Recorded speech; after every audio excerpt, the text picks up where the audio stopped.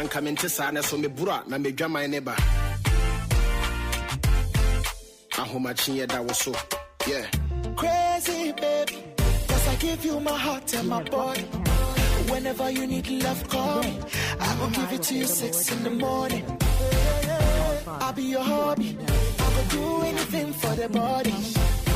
So I love ya, that, oh, baby, baby. My sweet potato. Adore you, wine for me, baby. Oh, you my Doritos. Answer to me, come and you made ya, yes, oh, yeah. Oh, your power, they connect me. A beauty like a bunch of rose. She say, I'll be too skillful and a messy. You know, no, say you bust up my brain, no. Jennifer Jame, who I made me suja. Ebin pete famona when you be a so. Nyamenya ne kane monye di papa wombo me nkomo wote TV ho da na toto. Kobodi ba papa hwene da ne sisi. Konfa no chi di dwaman na bonidua. Anaju de so mo se wodo obedi di bra me mabom pemu ahosepe ne gya wonkwa wo hia. Umpewe na wo peden wo pekaya moto. Onim de makoma pe oba ni madeyo. Kame mame nine get the trimity se ni kenika. Nya wo ye me fie ho de me say that me will be ka. Kewa bo mi piano ya kasa na me nu mie no fembu ye pan. Enti na me do we yo. O ma men kasa kra ne webu nani otemase. Debia na wo hyedem wo mpa keka. Anka mentesa na so me bura na me dwa my neighbor. Ahomachi da wo so. Yeah. Crazy baby, 'cause I give you my heart and my body. Whenever you need love, call me. I will give it to you 6 in the morning. I'll be your hobby. I will do anything for the body. So I love ya, that, oh, baby, baby. My sweet potato. Adore you, wine for me, baby. Oh, you my Doritos. Answer to me, come and you made ya, yes, oh, yeah. Oh, your power, they connect me. A beauty like a bunch of rose. She say, I'll be too skillful and a messy. You know, no, say you bust up my brain, no. Jennifer Jame, who I made me suja. Ebin pete famona when you be a so. Nyamenya ne kane monye di papa wombo me nkomo wote TV ho da na toto. Kobodi ba papa hwene da ne sisi. Konfa no chi di dwaman na bonidua. Anaju de so mo se wodo obedi di bra me mabom pemu ahosepe ne gya wonkwa wo hia. Umpewe na wo peden wo pekaya moto. Onim de makoma pe oba ni de madeyo. Kame mame nine get the trimity se ni kenika. Nya wo ye me fie ho de me say that me will be ka.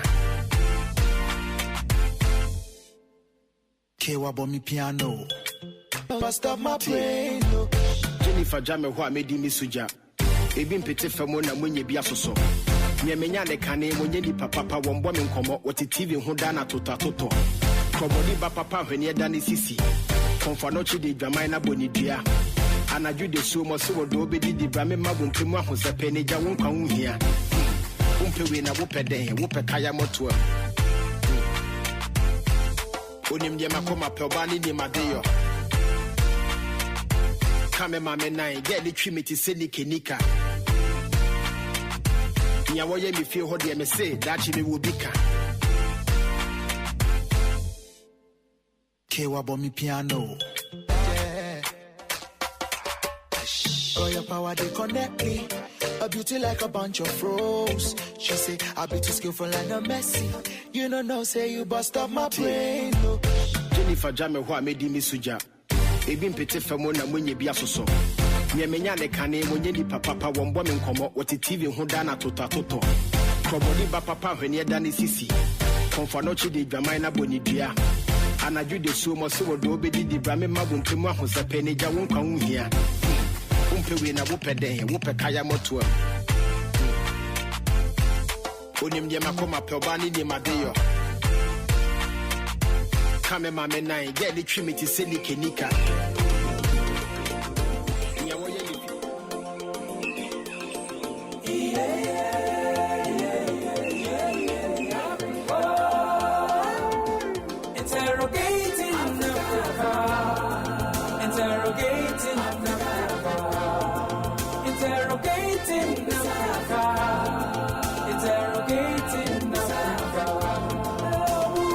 Interrogating Africa with Dr. Eden Adote on Radio Universe 105.7 FM every Thursday at 2 p.m.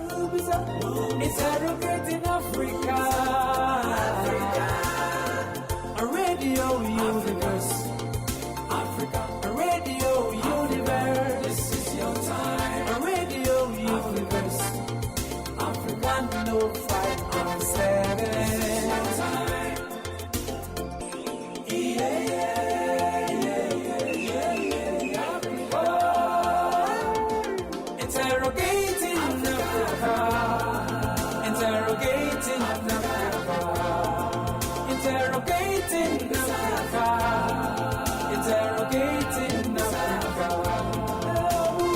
Interrogating Africa with Dr. Eden Adote on Radio Universe 105.7 FM every Thursday at 2 p.m. Interrogating Africa. A radio universe. Africa. A radio universe. This is your time. A radio universe. Africa 105.7.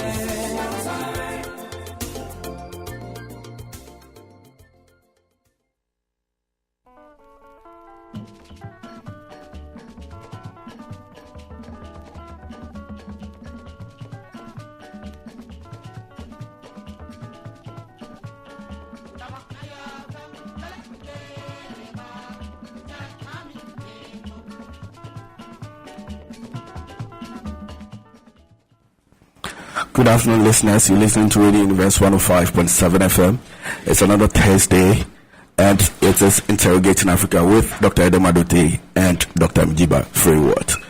We are very pleased to bring you another live broadcast. We're deviating from our usual reruns during vacation because there's a very important symposium happening on the University of Ghana campus.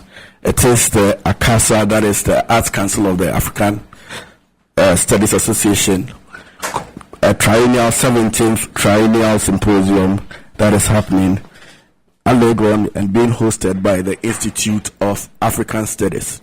So we are very pleased to have some of the participants with us here in the studio to tell us about what the art is all about and why African art, its relevance to our development as a people, and why this is the first time it's happening on the continent. I would like to hand over to my colleague to first introduce the participants. Yes, thank you, Dr. Adote. So we actually have a full house today. I'm going to do a very brief presentation for each of them. I'll start with Dr. Sylvia Forney, who is a curator of anthropology in the Royal Ontario Museum's Department of World Cultures. She's the curator of the African collection and responsible for the permanent and rotating display of African artworks in the Shreyas and Minna, I'm sure you're going to help us with this, thank you, Gallery of Art in the Americas and Asian Pacifica. She is also an assistant professor of anthropology at the University of Toronto, where she teaches anthropology of material culture, ethnography of Africa, and anthropology of art. She's also currently the current president of ACASA. So that is one of our four presenters. I also want to introduce, as I get myself organized, Dr. Shannon Hill, who is our incoming president of ACASA. She is a curator for African art and department head at the Baltimore Museum of Art. She told me a whole bunch of excellent things that I wrote down, and unfortunately I don't have all of them, but she's going to help us out a little bit. What I do remember is that she was a senior fellow at the National Museum of African Art in the Smithsonian. She has over 15 years experience as a professor and research, and she also has 20 years of experience in South Africa. She also is working on a book about mining, in the mining industry and art in South Africa. So that is our second presenter. Then one of our local organizing committee members is here. Our key local organizing committee member, Dr. Kwame Mwalabi, who is a senior research fellow in the Institute of African Studies and the head of department for our Art and Media Visual Arts department, which that's not the section. I do apologize, Dr. Mwalabi. And he has been with the Institute for many years, and he's going to tell us more about ACASA and the role of the Institute of African Studies. And we actually have a fourth person who's going to be on our panel, and this is Professor Sylvester Obeche, who is a professor of art at the University of California, Santa Barbara. He had his PhD from Northwestern University, and is originally from Nigeria, if I'm not mistaken. And one of his most recent publications, book publications, is titled "Making History: African Collectors and the Canon of African Art." He also has another book, "The Making of an African Modernist," and that was published through Rochester Press, University of Rochester. So I apologize for the long introduction, but we have four excellent panelists in the studio today. Dr. Adote, back to you. All right, okay. As usual, you can join the conversation on our social media platforms. The WhatsApp number is 0555400508. The Twitter handle is @InteroAfrica. And the Facebook page is Intero Africa. I would like to acknowledge the support of the Institute's Erie Lodge, the home of cross-cultural experience. You can contact Erie Lodge on 0302-5133-86 or 7 or 05-4430-6255 for your lodgings, meetings, and events. Dr. Mwalabi, I would like to start with you since you are hosting ACASA. What is ACASA? What's the relationship between the Institute of African Studies and ACASA? ACASA is the acronym for the Arts Council of the African Studies Association. It is one of the subgroups within the broader organization of African Studies Association. We have a relationship with ACASA because I am a member of the association, and so that's it. Okay. Dr. Lavi, can you tell us a little bit about the mission of ACASA, why you think it's important, or perhaps you can turn it over to one of your panelists to help us out? I think I'll ask Sylvia to talk. Excellent. Okay. Well, ACASA is one of the probably the largest association of Africanist art historians, scholars, curators, and increasingly artists. And in general, people who are interested in African art from a variety of perspectives and disciplines. It is it's an association that's been alive for almost 50 years, and it has grown and morphed with the field of African art. And so it's an important forum of exchange that it's really originally mostly an academic association, but I think it's increasingly diversifying also from the range of perspectives and practices that are represented amongst its membership. Yes, I would just add, this is Shannon Hill speaking, I would add that at this conference we have performance artists who've joined us, musicians, ethnomusicologists, historians, anthropologists, so both inside and outside of academic training. It's been a wonderful event. Okay.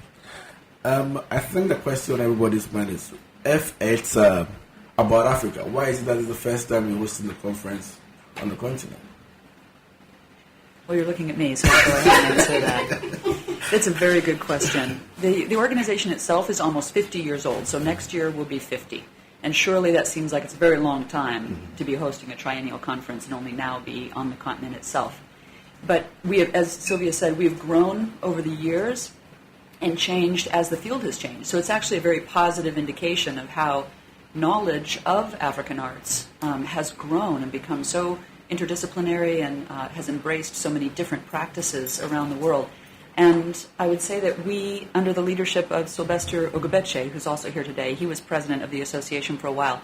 And in that period, we had an online presence, which is really rather recent. It's only about 2006 or so. And with that, our membership grew internationally. Membership in our organization, I'd like to say, is free to anyone on the African continent who wants to join. They just have to renew every January in order to keep active. So with the, having our online world, we've just grown in fabulous ways. I'll say one more thing before Sylvester speaks, and that is simply that we did host a conference in 2001 in the Caribbean, and that was the first time that we were able to work outside of the boundaries of the United States. And then now, thankfully, we're here in Ghana. Thank you to Kwame Labi. So I want to add to that the triennial, which we're hosting here this year, is an event that happens once every 3 years. Mm-hmm. So if you calculate it that way, we've done about 17 triennials. And the fact that the organization itself was started to cater to American scholars who work on African subjects within the American university system meant that there really was no immediate pressure to bring the conference to Africa. Now, what has happened since we started talking about bringing the conference here, and it's taken 3 presidents, and that's an incoming president, so almost 4 people in total, to walk through the logistics of getting that event here. I think the conference comes at just the right time. It comes at a time when we had enough solidity and structure as an organization to hold the conference in Africa, and that's why it's here. We hope, of course, we need to point out that ACASA has had a very solid relationship with African universities and academies. We've donated a huge amount of books, and we've been doing that for over 30 years to universities and higher institutions here. So we expect, of course, that in the future, as circumstances permit, we might be able to do the conference somewhere else on the African continent. Excellent. Thank you for that. So since my host asked a point question, let me ask one as well. I was fortunate enough to join you at your opening ceremony, and I tiptoed around LESIAD and the Institute and saw sort of the participants. And I noticed a particular lack of diversity. And I'm wondering where that lack of diversity comes from. Like, there seems to be an overwhelming number of sort of non-African people that are at the conference.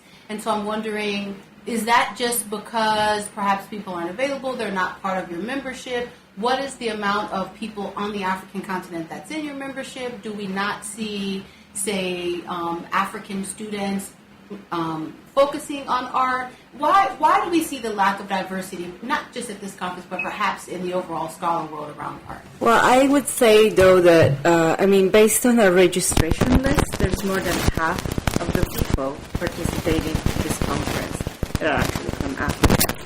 So maybe it depends. Yesterday morning when we first sat down early at the opening conference, yes, the room was pretty much of foreign visitors.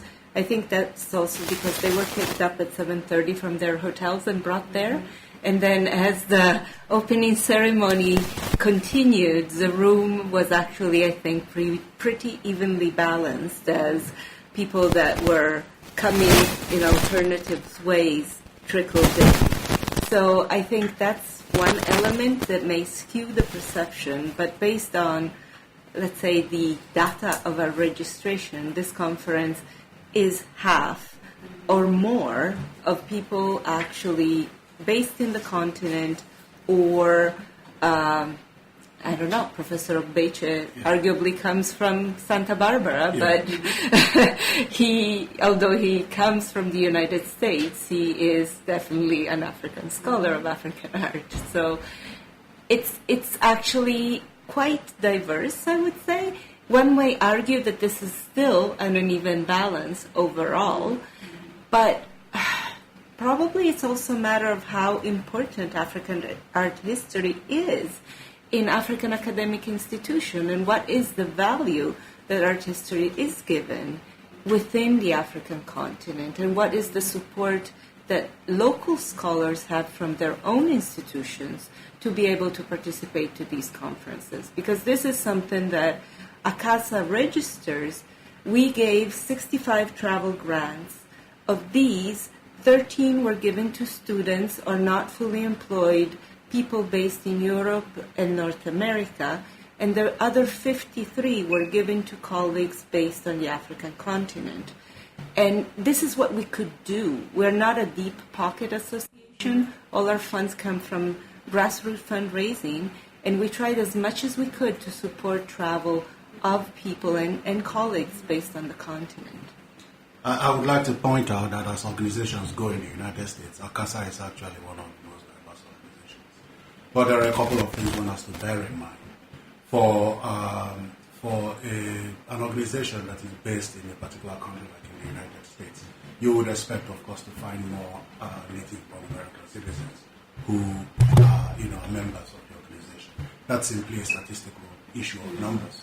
Just as within the United States, there you find that among the black scholars who are members of this organization, there is a very sizable contingent of Nigerians. And that simply, again, is skewering of numbers.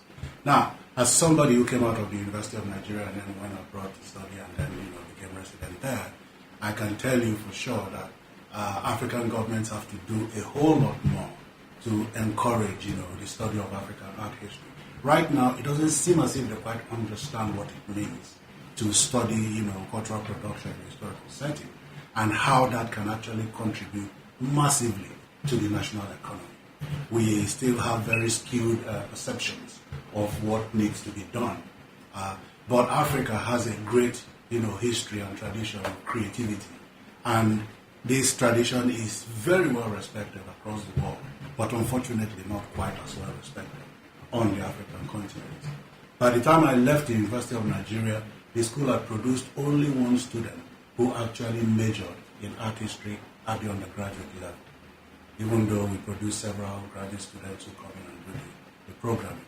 The tendency was to study fine and applied arts and then jump to art history for master's and PhD. So these are things that need to be worked on. We're hoping that further discussions with different governments will reveal the need to apply more attention to this particular field. And as for people coming from the African continent, we advertised very widely. I had a contingent that was supposed to come in from South Africa, but they couldn't make it because their presence here conflicted with other major events that were going on in South Africa. So it will be better in the future. All right.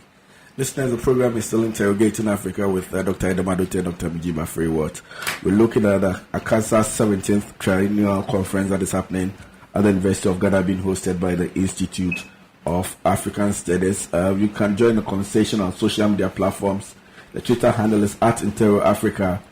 WhatsApp number is 055-5400-508. And the Facebook page is Interro Africa. We would like to go for a short musical break. And when we come back, we'll be looking at issues as what exactly is it that they mean when they talk about African arts, and of course the issue about reparations on some arts that have been stolen from Africa.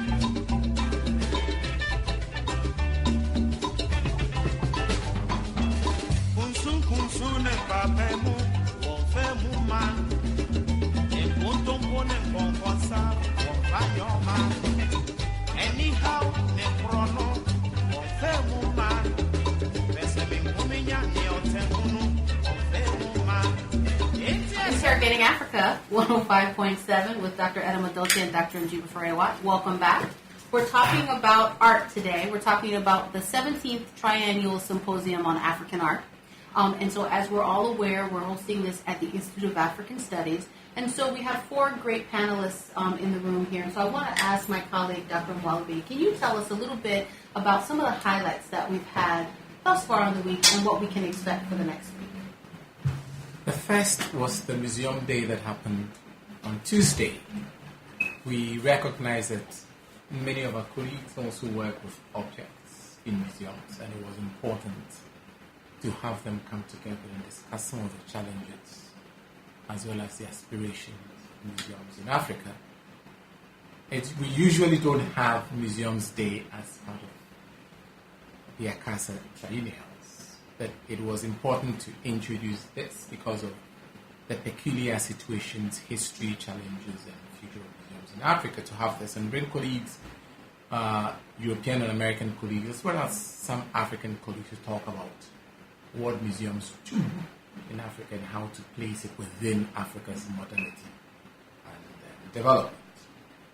So we started with that, but we, apart from the content with my other colleagues to talk about, we have also tried to give them an experience of Ghana so that it doesn't become only focused on the content, but also to contextualize it within the environment, within the cultural scene that they are coming. So we have a number of visits for them.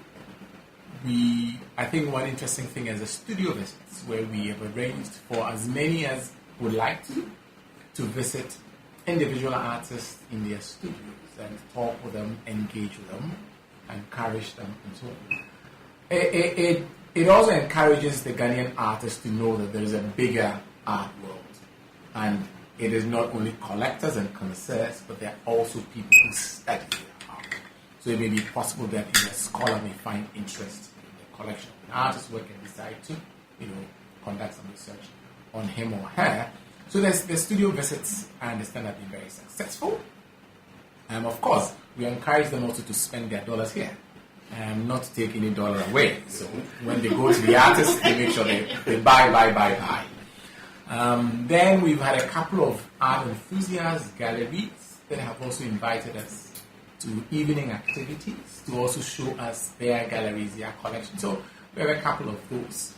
And then, of course, we're taking them to Cape Coast and Kakum Park on Sunday. And then Monday, we make another trip. And for those, the trip to Kumasi is for signed up people, those who want to have a post-conference tour fair bit of experience. So we're taking them to Kumasi so that they can engage with, some of these traditional artists that we all study, we all write about. They can have a first-hand experience of them, not only at Bonre and in Tonsu and the other craft-producing villages like Emea and so on, but also to go to KNUSC, see how we're training our artists, our art historians, who is the Kumasi Cultural Center. So it's a mixture of tradition, a bit of modernity, a bit of education, a bit of tourism, a kind of mixed bag. But it will give them a feel of, the kind of art we produce here.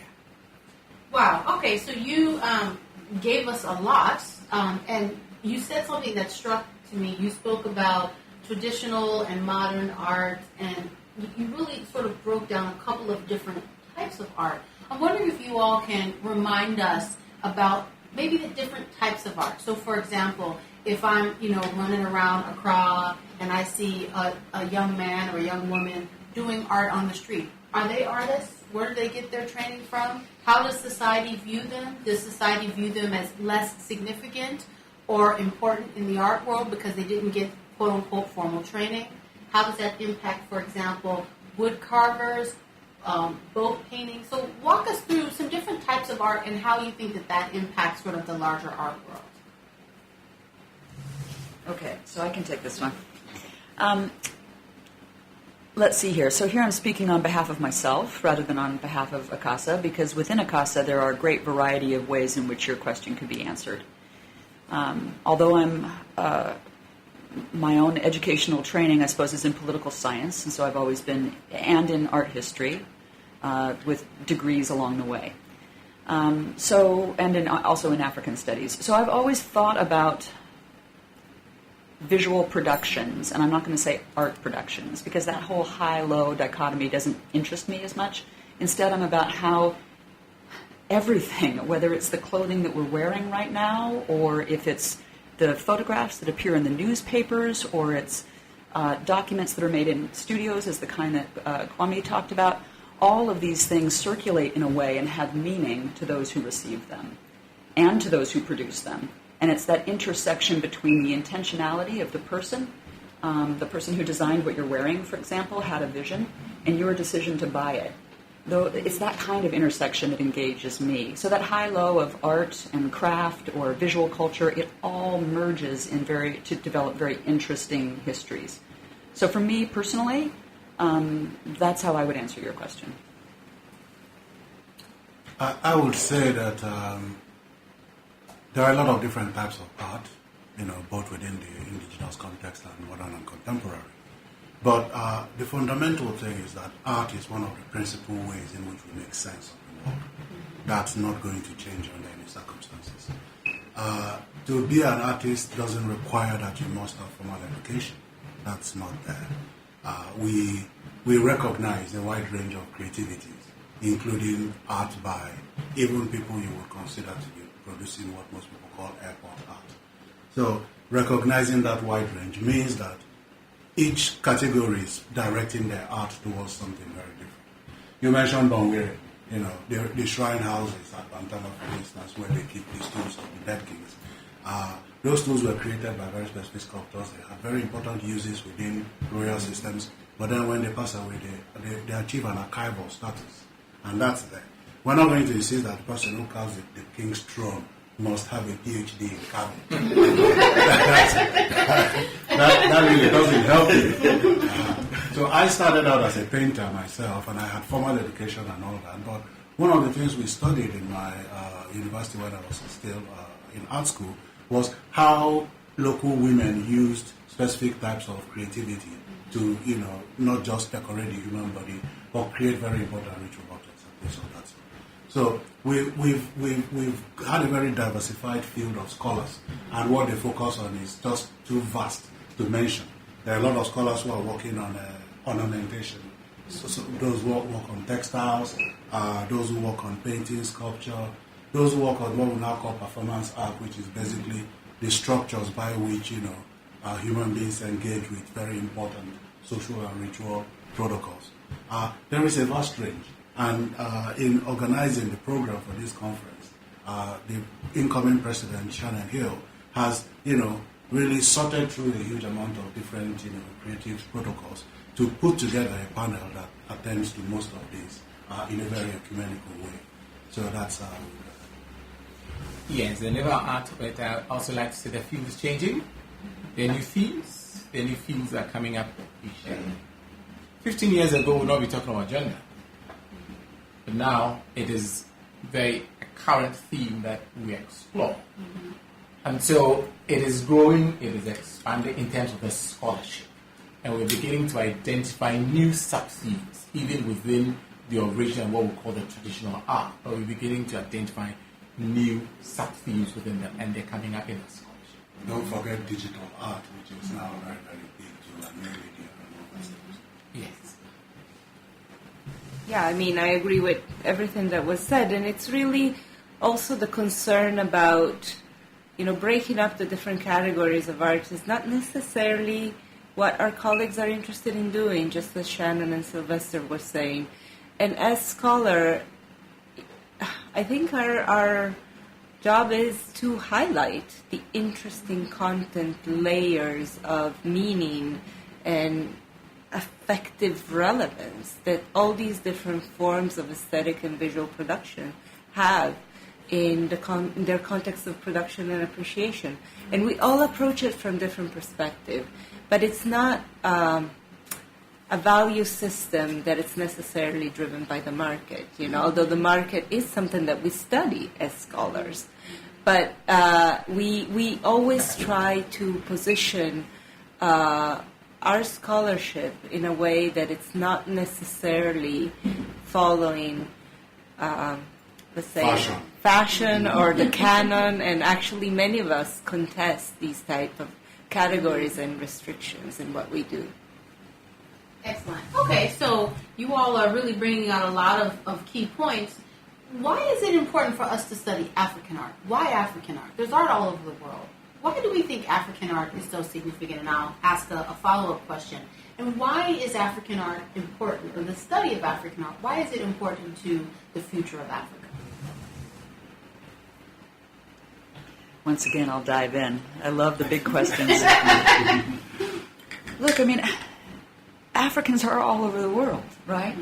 Our global economies that we rely on today have to do with the transportation of people onto other continents.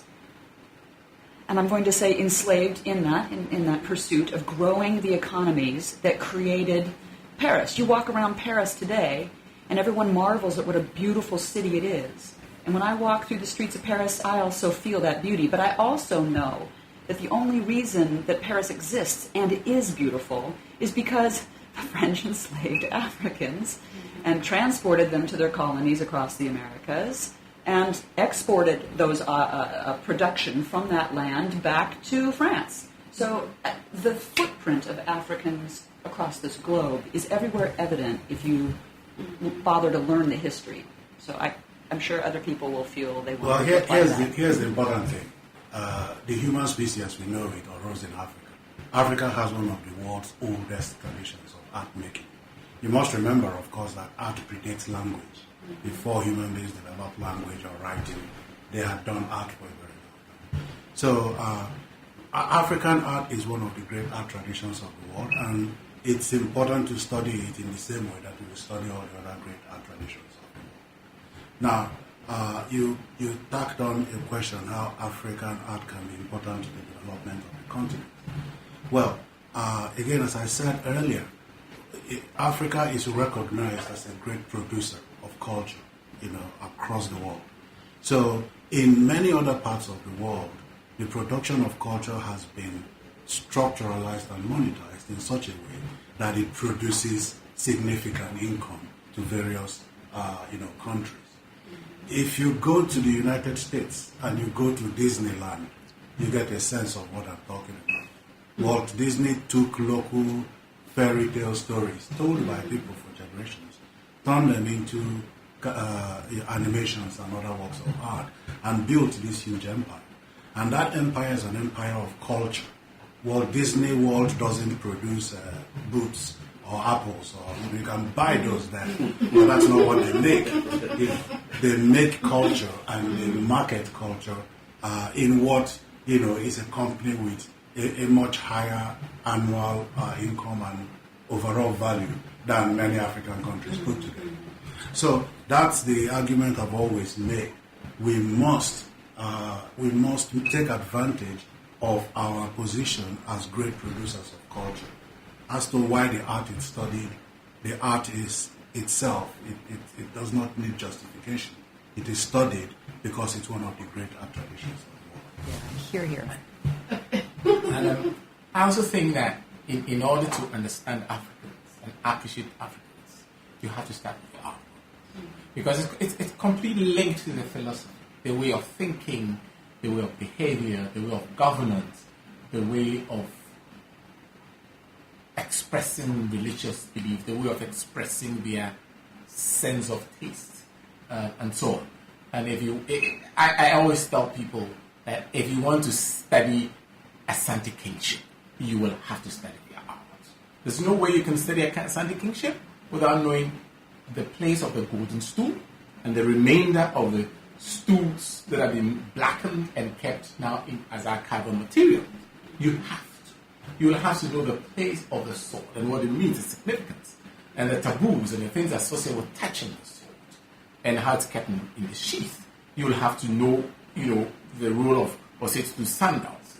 You will have to know at which stage certain regalia are worn and so on. So you cannot study Asante culture, politics without the place of art in it.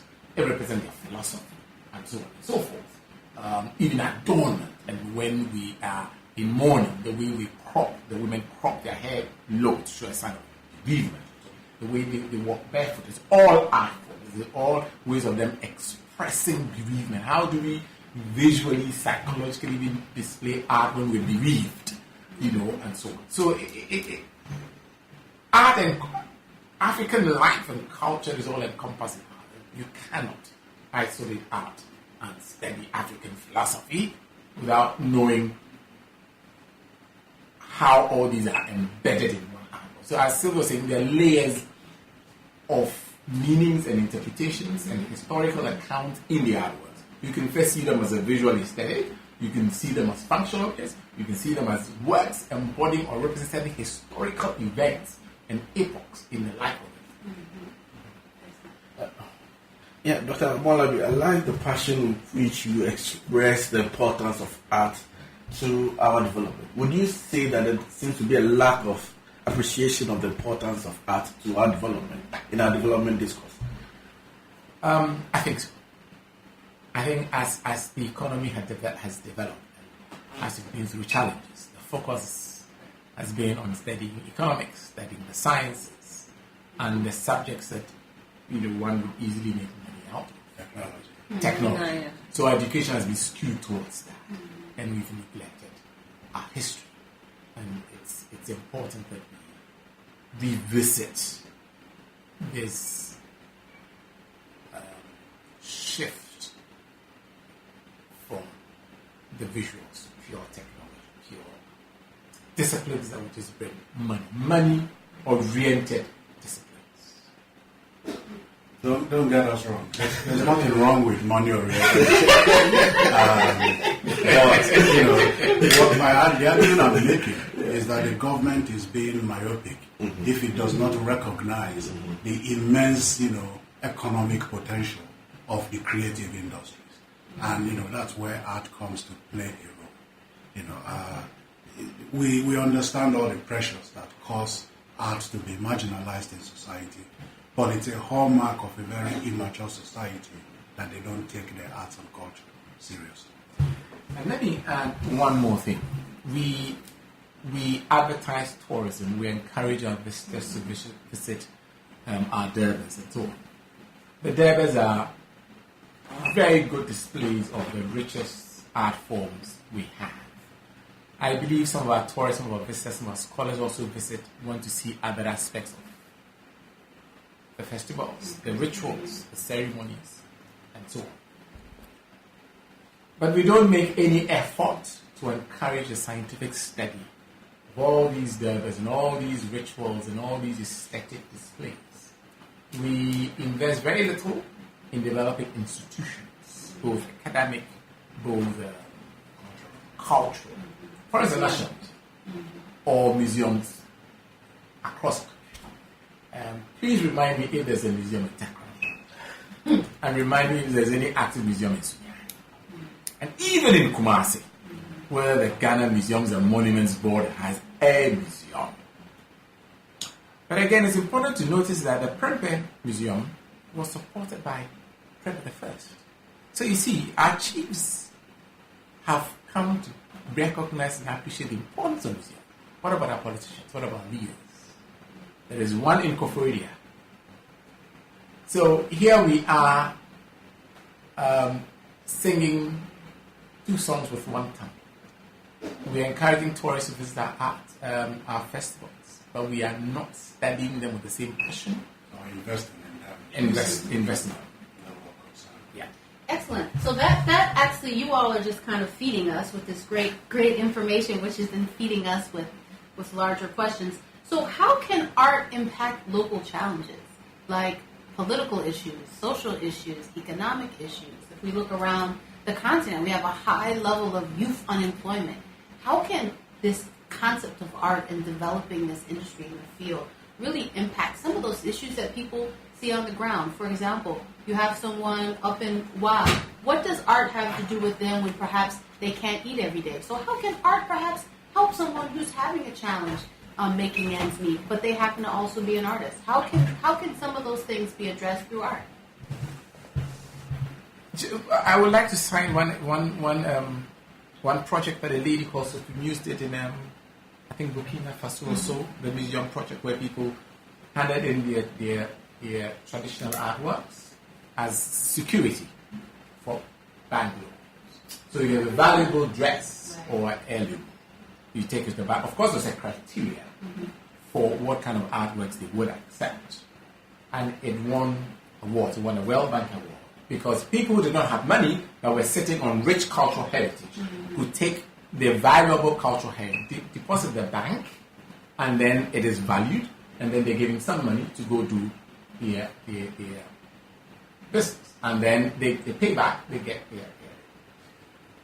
But also I want to say that just as social media has taken over the airwaves and dynamically engaging in character, the museum, the art fraternity and the museum have that role to play.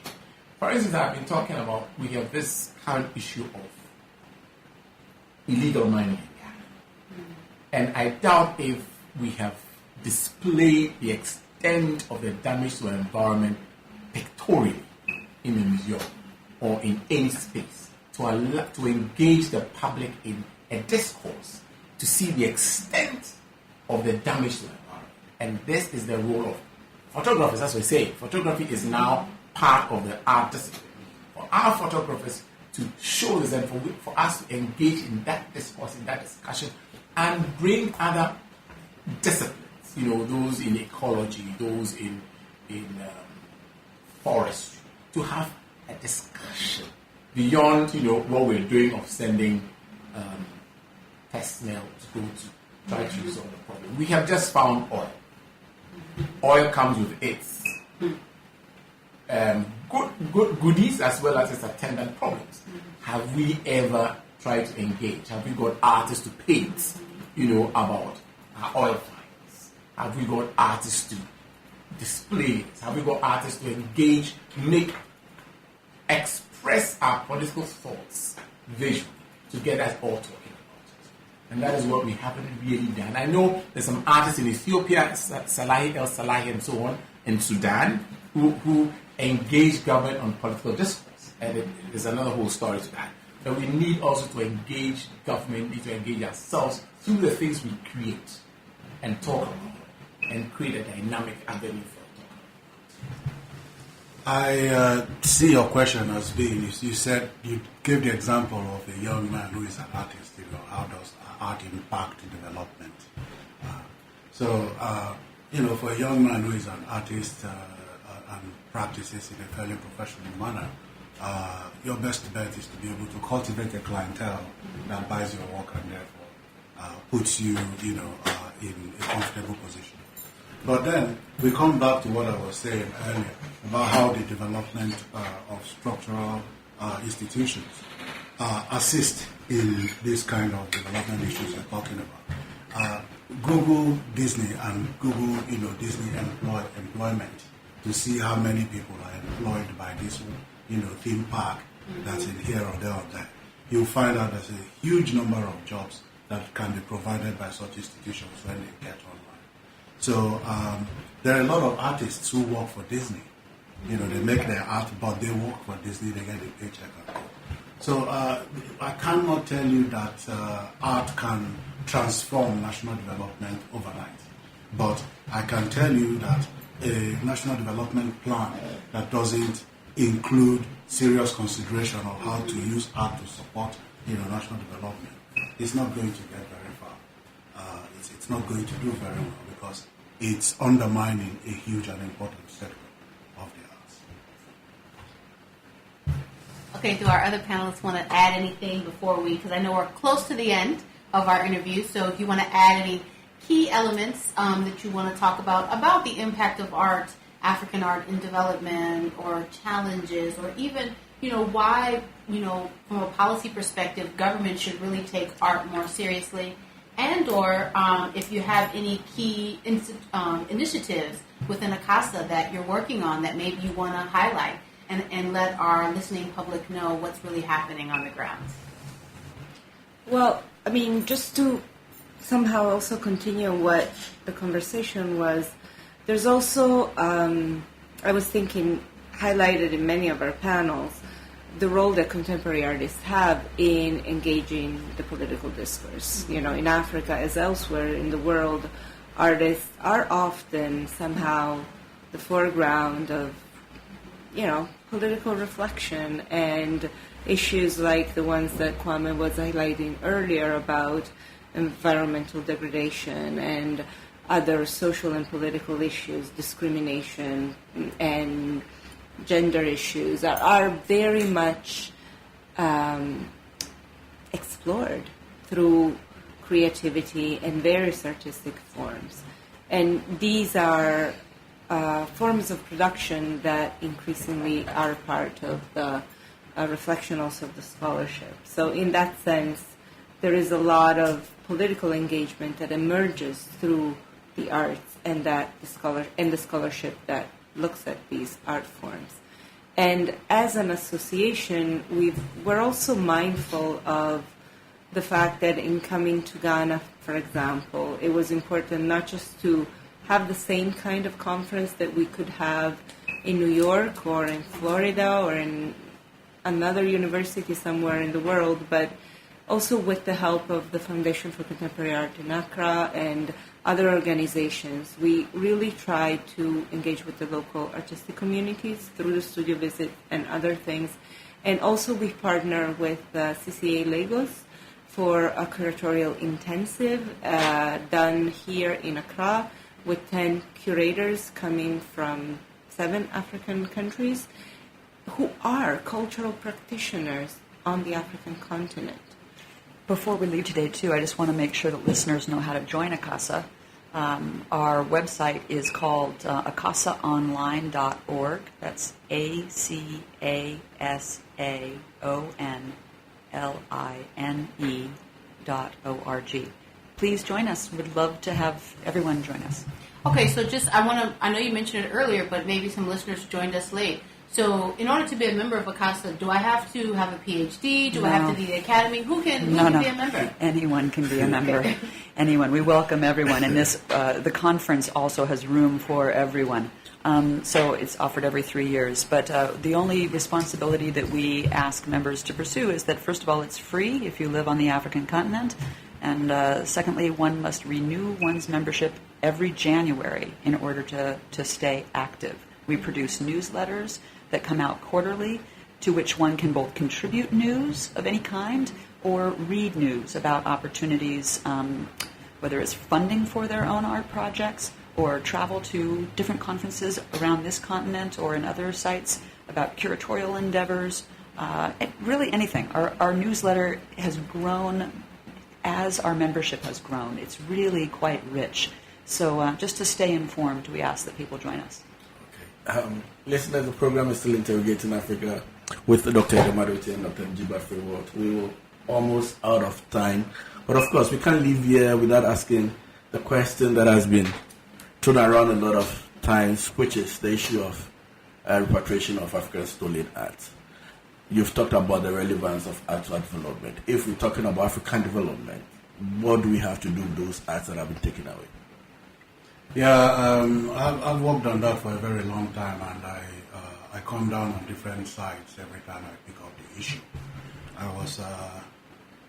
For example, one of the main arguments that's made against repatriating artworks back to Africa is that the governments that are fairly unstable cannot guarantee the survival of the artworks. And we saw a very stark example of this when the Tuareg rebels invaded Timbuktu and started to burn 1,000-year-old manuscripts. These are some of the most prized possessions to come out of the African continent. One area in which significant written scholarship has been known. Timbuktu was one of the first universities in the world, and the fact that these manuscripts had survived into the 20th century was celebrated justly by many different people. So it's not that iconoclasm of this sort happens only in Africa, but you have to agree that a lot of African countries are not stable. The second part of things is people always argue that where will you keep the objects when you bring them back? The creation of world-class museums is a prerequisite to having objects of great value. A single bronze head from the classical period of Benin can cost almost as much as $50 million today. A lot of artworks have been stolen by our own people and sold abroad. So if you had a good museum that has secure facilities and is well respected, you can have a place to bring back artworks. Now, I'm not arguing against repatriation, but I think that there are larger issues at stake which are part of what I'm working on also, in the fact that we must stop thinking about these artworks only as single objects and start thinking about the overall impact and meaning that they have. For instance, museums that hold African artworks in the West make a lot of money from people coming to see the artworks, but also make a lot of money for charging for reproduction of these artworks, image rights, things of that sort. So we can begin with that. We can begin by challenging the ownership of the intellectual property rights of African artworks and use that as a way to get into the issue of repatriation. I've been working on the construction of new museums in Nigeria, and I've actually built one small new museum for a king who wanted to take care of artworks in his own area. But I spent 5 years trying to persuade the Nigerian government to put serious money towards constructing a proper museum in Lagos. This is a country that is one of the richest in Africa, but nobody thinks of that as a priority. You see. So the question of repatriations is a deep question. It's a question that has a lot of meaning for us as Africans. But my people say you must first, be sure you have land before you start struggling for a mat. If you have mat and no land, so if you have land and no mat, you can sleep on the ground. But if you have mat and no land, you can't sleep at all. So I think we have to, first of all, we are part of a global community. We have to challenge the global community to rectify the historical wrongs by showing them that we are in a position where rectifying those wrongs will be both useful to us and not constitute a global problem for the larger human race. Art is not just something that belongs to a single culture. Art belongs to humanity in general. We need to safeguard our own claim to the ones that we have produced. But nevertheless, to do that, we must be able to put institutions in place that will help us to safeguard those claims. Okay, so thank you very much. I was getting a little nervous there, but when you said we can maybe get some money back from the entrance fee that these museums are collecting, I thought, that's a very significant thing, because if you even take 10% of everybody who comes to look at this golden bronze head, where would the money We be? can then today? use the money to build museums and Exactly. build cultural institutions. So that's part of what I do. Exactly. So that's really interesting. We hope to have you back again in Ghana and be able to maybe bring you on the show to talk more about that, because I think that's something that could help address this question of how do we develop art and museums. Well, we could potentially get the money back from where people are making money off of the goods that they stole from us. So I'm going to turn it over to my co-host who's going to leave us today, I guess, to end us out. Dr. Edemodote. Okay. We've had a very strong representation from ACASA. We have the immediate past president, we have the current president, and we have the incoming president. So we are very, very grateful for them coming on the show. They are here as part of the 17th Triennial Symposium of the Arts Council of African Studies Association, which is being hosted by the Institute of African Studies, and it's running from the 8th to the 13th of August. So you still have time to pass by the Institute. There's some exhibitions around. I've seen some very beautiful paintings and artworks, and you might want to pass by. Please, if you come in, do have some money, because you will have to buy some stuff and take it back home. But if you don't have money, you can also come. Okay, so of course you can continue the conversation on our social media platforms. The Facebook page is Intero Africa, and the Twitter handle is at Intero Africa. Our WhatsApp number is 0555400508. And once again, we'd like to thank Yuri Lodge, the home of cross-cultural experience, for the support. You can contact them on 0302-5133-86 or 7 or 0544306255 for your lodgings, meetings, and events. So we would like you to also try and visit the ACASA website. It's acasaonline.org. So whatever information you need about ACASA, please go to their website and don't hesitate to join us. My co-host and I are going to do so immediately after the program. So next week, keep on listening to Integrating Africa. This has been Dr. Edemodote and the incoming host, Dr. Bichiba Freywat. Our technical producer has been Peter Azar. Keep on Integrating Africa.